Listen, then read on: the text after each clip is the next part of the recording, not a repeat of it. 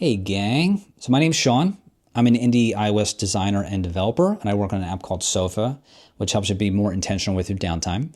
And in this video, I'm going to talk about what I've learned spending $30,000 marketing my app, and hopefully you learn some stuff. So let's kind of dive in here.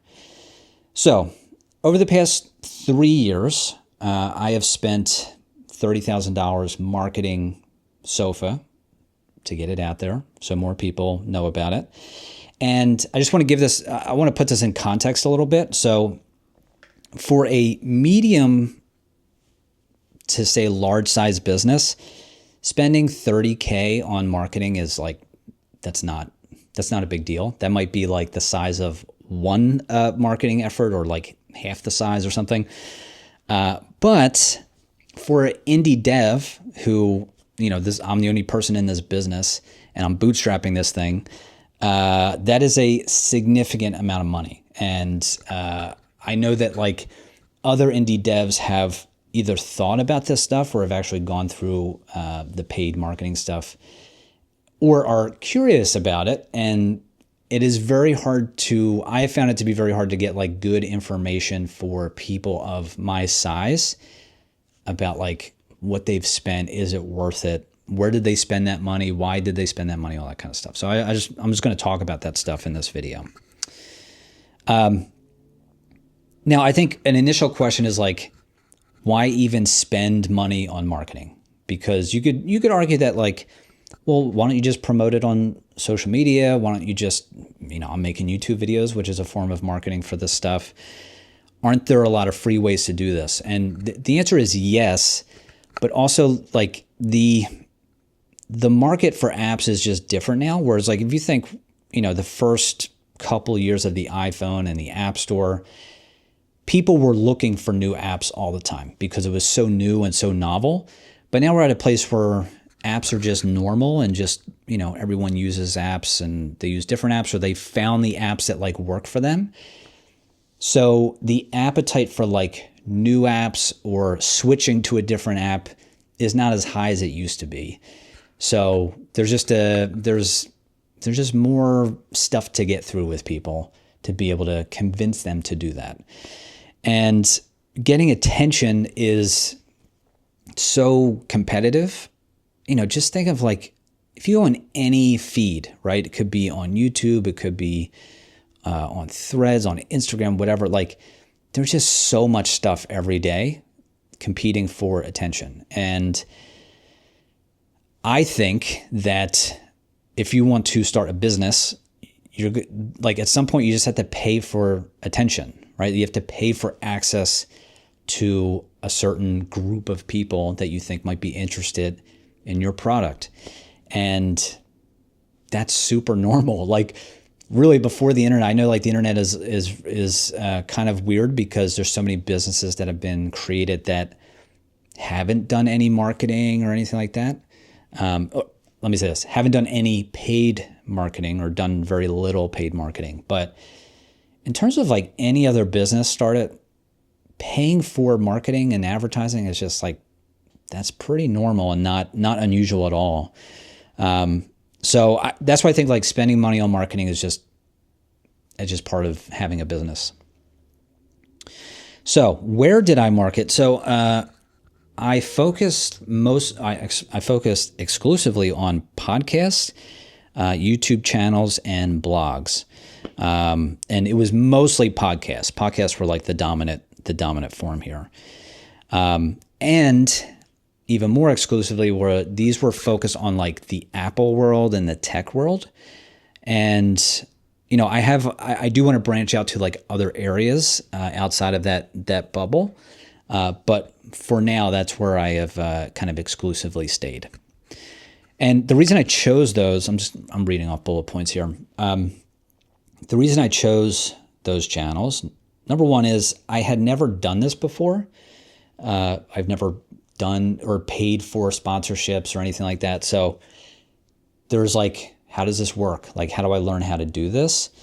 And I wanted to work with people that I trusted and these weren't necessarily people I knew, but like when I say trusted, I think this is kind of interesting. I trusted them because I listened to their podcasts every week, right? Or I watched their YouTube videos and stuff like that. And I'm like, oh yeah, I feel like I kind of know them. They seem like good people. If we were to do business together, right? Like I feel confident that I wouldn't get screwed over. And if I made a mistake, they would, let me know and help me figure it out. Like it wouldn't be a big deal.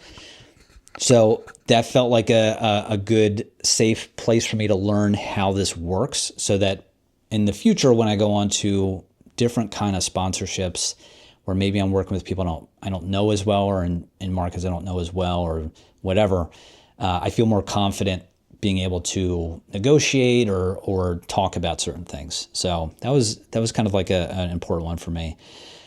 The other thing is I knew these shows and I felt like I knew how to talk to the audiences of these shows and these channels because I was kind of part of that audience too.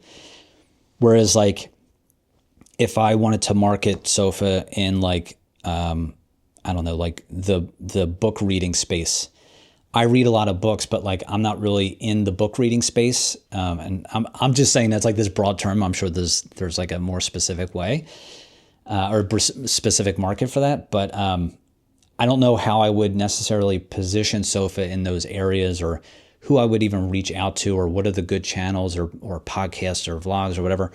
So there's just more like things to figure out there, and I wasn't quite ready to do that yet. And when it comes to podcasts and YouTube channels, I spoke about this in another video, but like there's just something that's more personal and intimate about it than seeing a banner ad on a website or, even like someone write about something in, say, a newsletter or a blog or something like that. Like seeing and hearing someone talk about your product and your brand, I think just has a different effect than anything else that's been done, even like a TV ad. It just feels very intimate, much more personal. And I think there's like this more emotional, psychological connection to it that I think is maybe overlooked. But and I thought about like the products and stuff that I came across through podcasts or through YouTube channels that I'm like, man, these are great. And it was heightened by the fact that like the person that I enjoy listening to or watching all the time was talking about that. Like there's a powerful connection there. That's why brands pay for, like celebrities to endorse stuff. Like that stuff matters. So that's kind of my approach and why I chose those specific channels for that stuff. And the other thing, like my goals with this stuff were at the very beginning, I was like, oh, if I can convert, that would be great. Like if I can convert, this, I'm going to sponsor this podcast. And if I can make my money back or double it, like that'd be great. And I quickly learned that was not the right mindset to go into with this stuff, where I wasn't necessarily trying to convert each, trying to convert like a certain number of people for each sponsorship to try and make my money back right away. A better goal for Sofa at the time, and I think even still now, was broader awareness of the product and the brand, and really just hyper focusing on just getting more people to be aware of Sofa, number one, grow the brand and make it more trustworthy and just known, so that it starts to become like, oh yeah, I know about Sofa, I've heard of Sofa, and then hopefully over time people will either use Sofa or maybe recommend it. Say someone's like, oh, I want to keep a list of, oh, I've heard about this app Sofa, you should check it out, right? And that is a much more long-term play and perspective here. And I think it's better and healthier for number one, the business, but also like how I think about each sponsorship that I do, because sponsorship to sponsorship, the direct results are going to vary. There's going to be some that Like I've had some where, I did double the money I put in, and then others were like, there wasn't really any direct impact, right? But also I think like that can be misleading, because if you think about, okay, I sponsored a podcast, they read the sponsorship, right? And there's say a link in the show notes and there's like a code, go to this URL, whatever. Some people might go to that URL and then I can actually like track that stuff and attribute that to say, okay, this many people went to the URL and signed up. But there's also going to be people that like, hey, I was listening to it when I was washing dishes or I was driving. So like I couldn't do anything at the moment, but like, oh, I'm going to remember that later. Or maybe they just went to the App Store and just searched for it. Or maybe I've always wondered, like, I would love to be able to like measure this. I don't know how I would do this. Is like, how many times does it take someone to hear about Sofa before they actually go try it, right? Like, because that's happened to me with stuff where like I've heard about something. Maybe the first time I just kind of like, I wasn't really like paying attention, but I heard it. But then you keep hearing about it. You go, I got to check this thing out. And I would love to know what that is for Sofa. That's a very hard thing to measure, but I'd be curious to know. But even thinking about that, knowing that like, hey, it's going to take multiple attempts for me to communicate with a potential customer before they may even give Sofa a shot. So my goals being like much more long-term about building awareness for the product and the brand.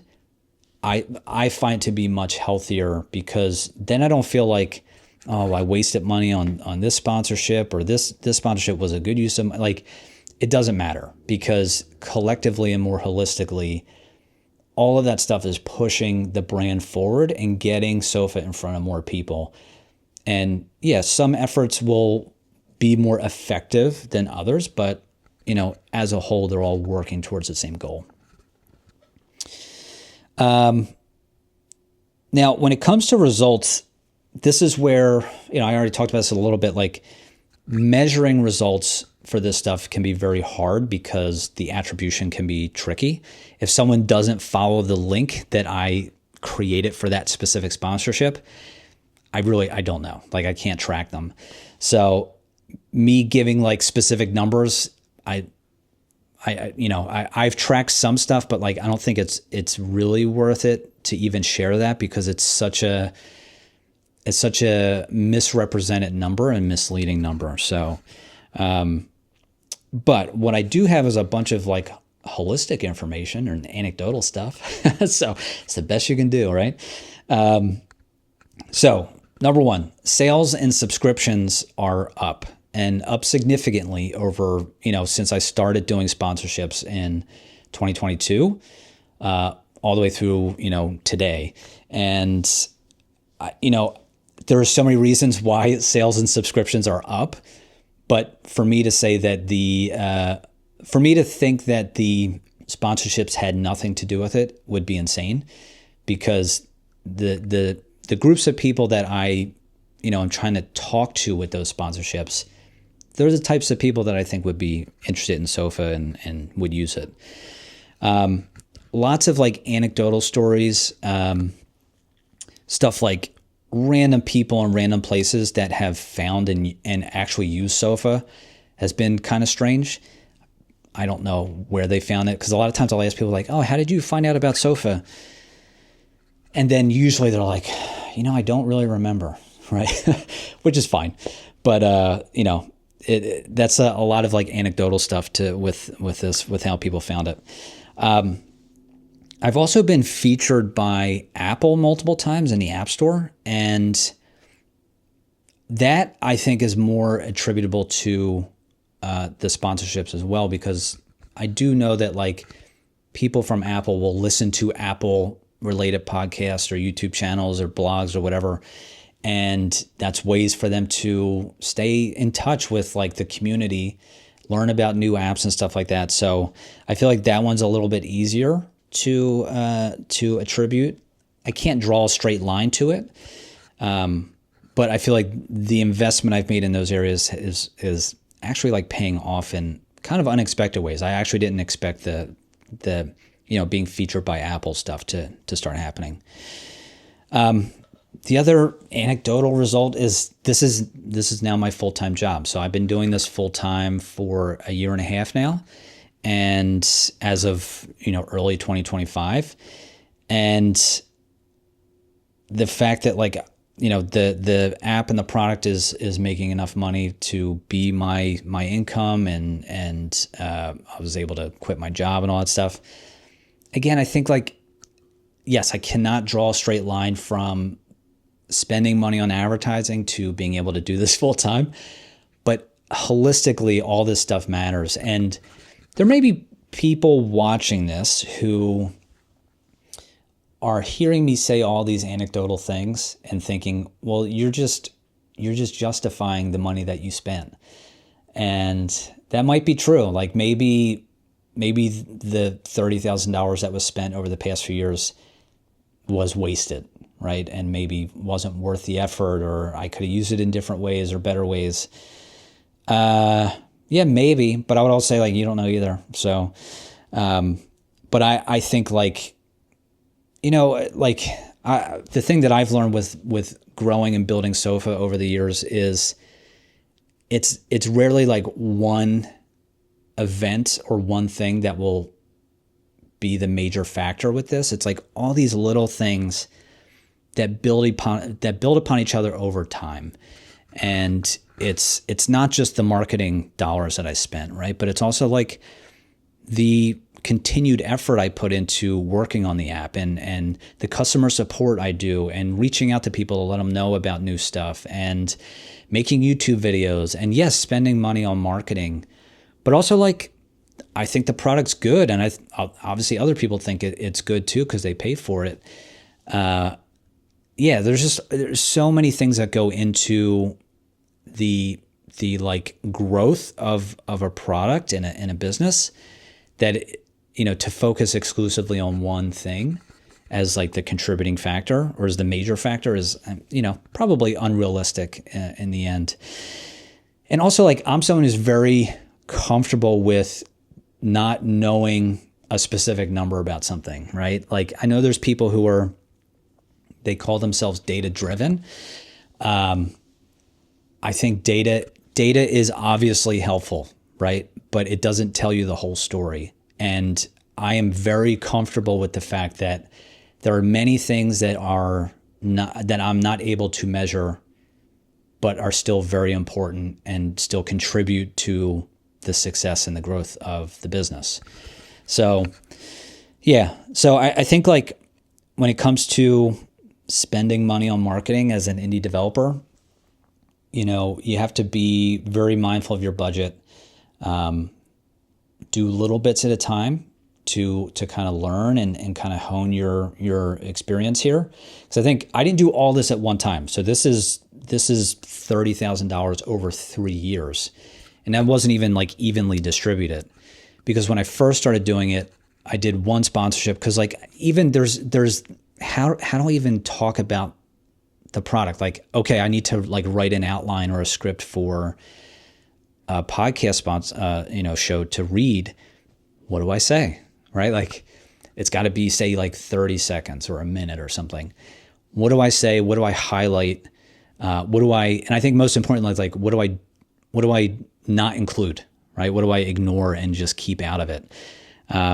So there's a lot into that, and I'm not even saying I'm good at it. I don't think I'm good at it, but I kind of iterated on that over time, and I would listen to it and be oh, okay, I can probably hit on other things, and it made me more aware of other sponsorships that came up from podcasts I was listening to and stuff, to be how are they talking about it, and is this working for me? Are they kind of hitting the notes that I want to hit and all that kind of stuff? So there's so many things to think about and figure out. So I would say when you're getting started, just go slow. Not a big deal. Go very slow. Do one at a time.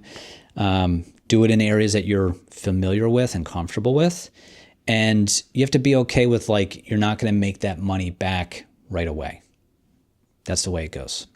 So Anyway, lots of rambling here. Hopefully this was helpful because I think it's kind of an interesting topic and maybe not one that's talked about for indie devs too much. But that being said, if you're interested in checking out my app, Sofa, you can click the link in the description below. And I will see you next time. Bye.